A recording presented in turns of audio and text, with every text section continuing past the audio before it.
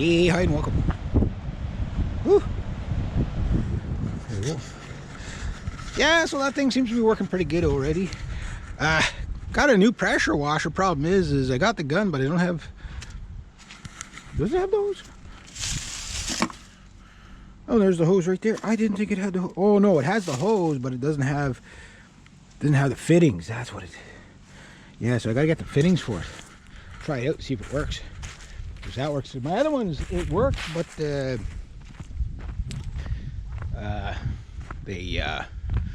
don't work well. Or you'll be a bit blinded by the sun here, so too windy. You'd be able to hear me a bit. So I'm gonna go get some provisions at the store. I figured I'd walk there because it's a nice day. For November, this is a pretty nice day. Plus a stretch a bit from all that ladder climbing yesterday and chainsawing. So I did 5 hours yesterday with the chainsaw, and you know, like I was thinking of a 3 or 4 saw setup, like a 162, a 261, my 400, and then a big saw like the 661 or something like that, possibly a 500i later on.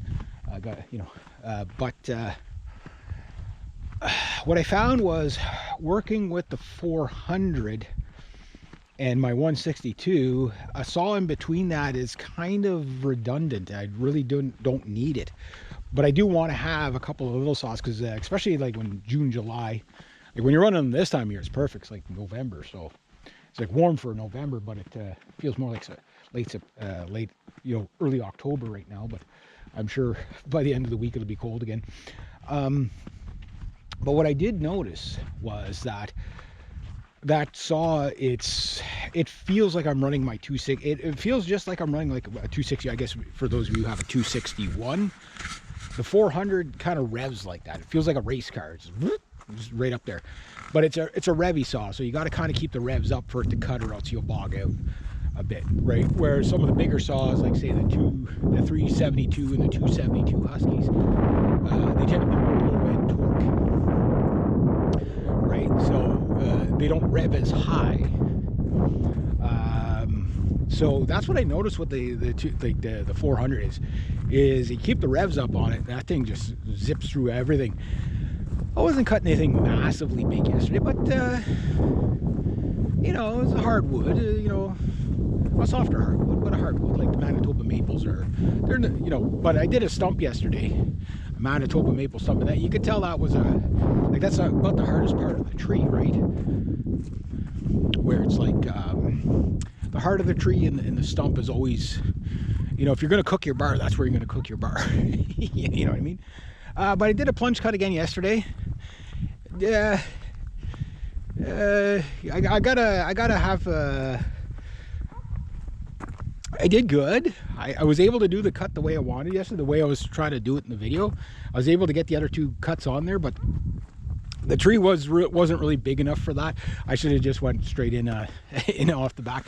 But I wanted to get fancy, and which I got to use my felling wedges yesterday, and then of course the branch that was down, like I was cutting trees about that size there, the one right there in the center there. That's about the size of trees I was cutting yesterday. Maybe a little bit smaller, but I got a real dandy of one to do. Monday, which is the same place from a regular client, and that one's going to be a jungle gym because it's a tree that fell into another tree, a big Manitoba maple.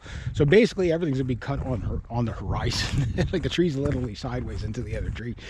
But I'm gonna be doing some jungle gym climbing with the saw, and that's the other thing. Even with the 20-inch bar, that saw is like I've climbed trees with the 372, and that saw is like, again, it's good 5 to 6 pounds heavier than the 400, right? And not much more power. There's more power, but not a lot more power. I'd take the 400 any day over that saw, just to live with it, like. So I know the guys out there that have commented, Reg, you're gonna love your 400 until you try a 500i. I don't think so. Like, I know I obviously like the power, but to live with, Like I did everything with it yesterday that I would normally do. I had to climb a tree with a 400, the 400 series saw, or 67cc saw. And I was able to do it without it feeling like it's going to off balance me and throw me off the ladder. But like it just doesn't feel heavy. You know what I mean? Even with a 20-inch bar. So I put a 16-inch bar on that. I'll be running up and down the trees. That tree there, I don't know how I'm going to deal with that. See if our turtle's still there. He's still there. Oh yeah, he's still there. Oh, how did he? Yeah, the beavers were at that again. That poor turtle. I wonder if the beavers killed him. Oh yeah, that tree's going to be coming down. I think he's dead. These are big trees. These are really big trees. That one, I hope it doesn't go in the creek, because that'll flood the town. That is a huge tree. I didn't realize how big that one is. This one's big. When it hits the ground, I'm gonna let my client know about it.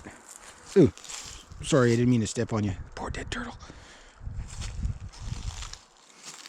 Yeah. Yeah.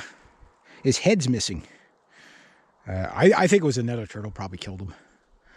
But yeah, so yeah, the beavers were at that again last night, because you can see where it's fresh, where they. Well, and that sucker, at least I know it's going to land there, you know, when it comes down. And when it does, I'll let my client know that that tree's probably going to fall at some point. It's too late to kind of, you know, put mesh around. I thought there was already mesh around it, though. There's mesh around the other ones.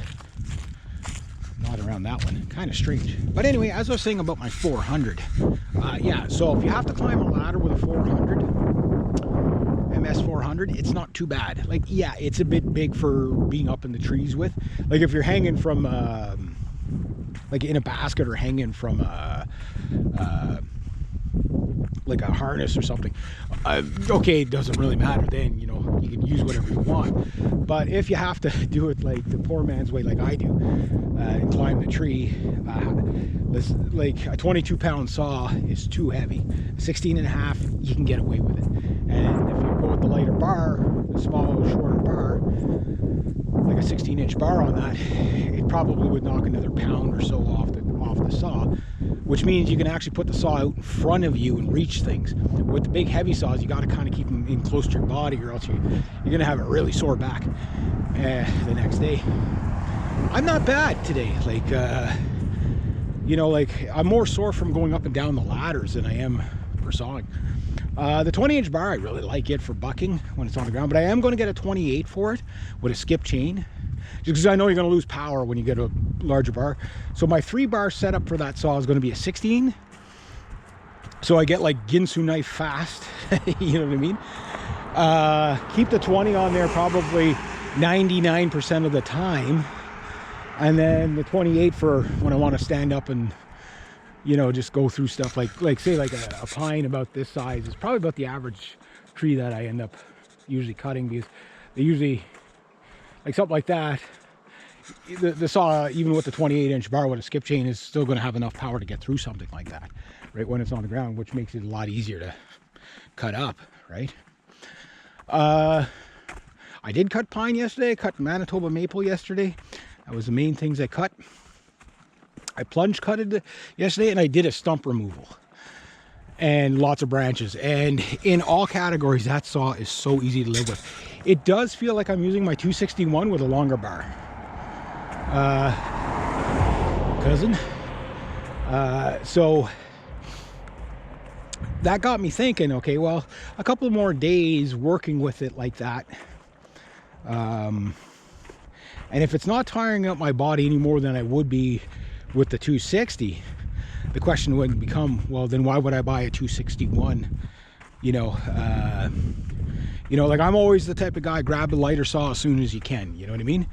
But if the saw is light enough, like it's between that 16 and 18 pound where people are going to find saws getting heavy. I also trimmed up the stumpy tree there. I thought I was going to be taking more off it, but no, we're going a little more creative.